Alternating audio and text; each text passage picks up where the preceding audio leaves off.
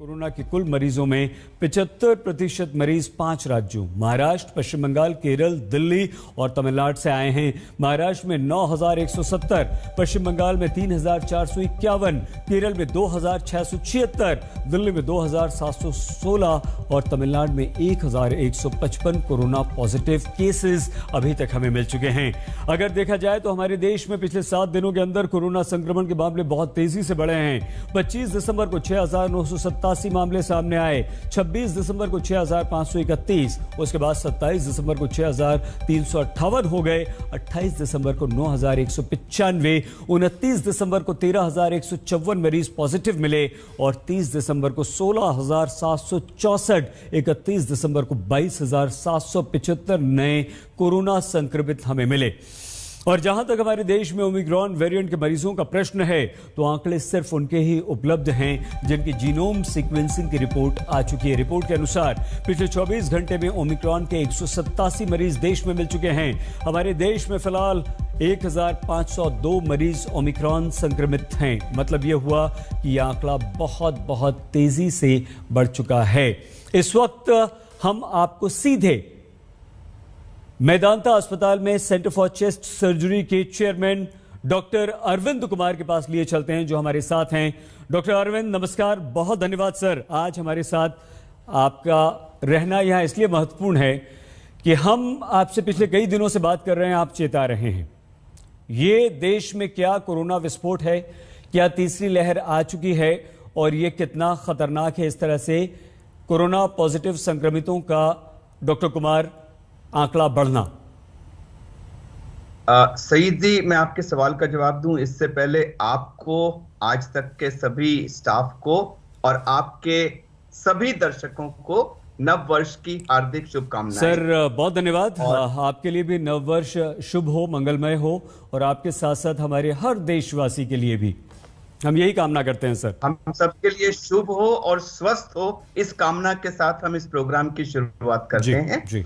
सईद जी, आपने जो आंकड़े अभी दिखाए हैं उससे और जो पिछले 2 हफ्ते में हमारे देश में कोरोना के केसेस का जो एक्सपीरियंस रहा है और जो खबरें, जो आर्टिकल्स हम साउथ अफ्रीका से, यूरोप से, यूएसए से पढ़ रहे हैं, उससे 2-3 चीजें बड़ी साफ हैं। एक बात जो हम भी देख रहे हैं कि यह बहुत ज्यादा इन्फेक्शस है, तेजी से फैल रहा है, इसमें कोई डाउट नहीं है, यह कोई नई बात नहीं है। और ये कहना कि अब हमारे देश में तीसरी लहर की शुरुआत पूरे देश में हो चुकी है, तो इसमें कोई गलत बात नहीं है। जिस तरह से केसेस सब जगह डिटेक्ट हो रहे हैं, ये लहर पूरी तरह है।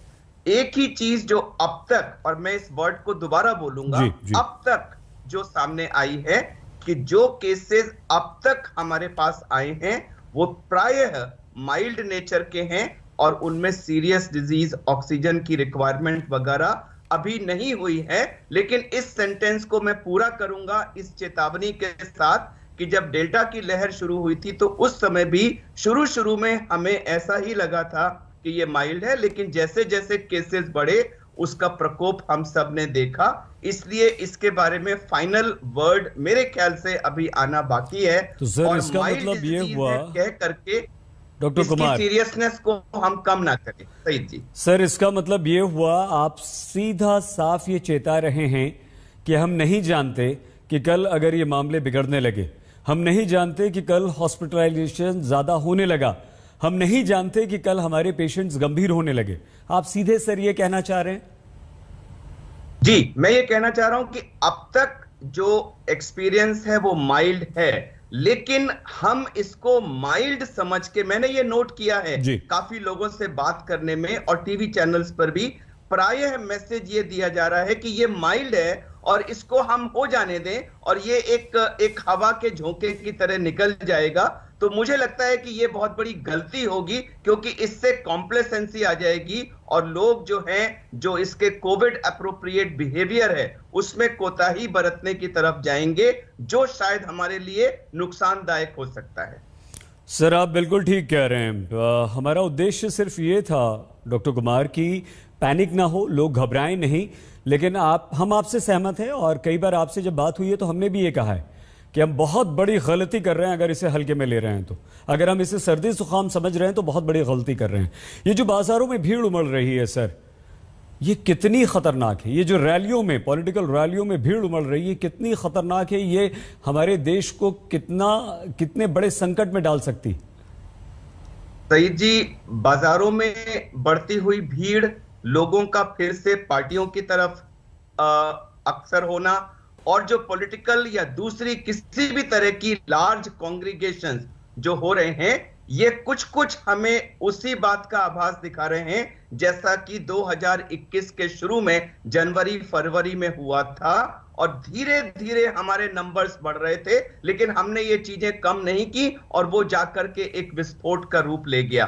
तो मैं फिर से आपके चैनल के माध्यम से यह रिक्वेस्ट करना चाहूंगा कि कोविड एप्रोप्रिएट बिहेवियर इस समय की सबसे बड़ी जरूरत है।